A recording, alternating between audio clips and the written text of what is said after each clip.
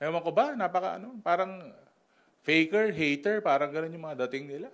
Tinawag ng Malacanang si former President Rodrigo Duterte na one man fake news factory when he said that President Ferdinand R. Marcos Jr. is becoming a dictator. Ano lang po yung masasabi niyo po rito? Well, ako dun sa statement, ang hirap po talaga eh. Parang I'm leaning towards that statement na parang factory sila ng fake news, pati yung mga data nila, pati yung mga rally nila, para talagang parang ang tawag dito, parang literally factory ng fake news. Kung baga, tapos pag hinold sila accountable ng tao, kakambyo naman sila na joke lang daw yun. Parang nagmumukha tuloy silang joke eh.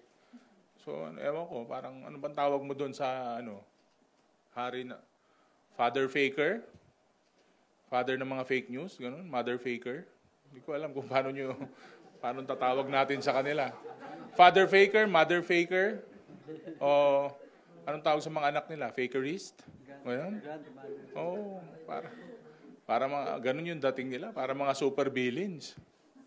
Ewan ko ba?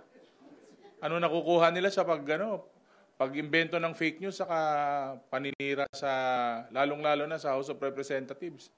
Parang ngayon kasi nakikita nyo napaka-aktibo ng administrasyon, katuwang ang House of Representatives. Ang dami nating naibababang tulong sa tao, ang dami nating solusyon na nagagawa. Yung mga problema natin na nandyan, ang target natin mahanapan ng solusyon. Pero bawat galaw sa bawat pagtulong sa taong bayan, pagbigay ng positive na response sa katulong, gagawa na naman nila ng fake news, saka mag-iimbento na naman sila ng hindi totoo na mga sitwasyon. So, ewan ko ba, parang faker, hater, parang ganun yung mga dating nila. Mga ang tawag doon? Bad vibes. Di ba?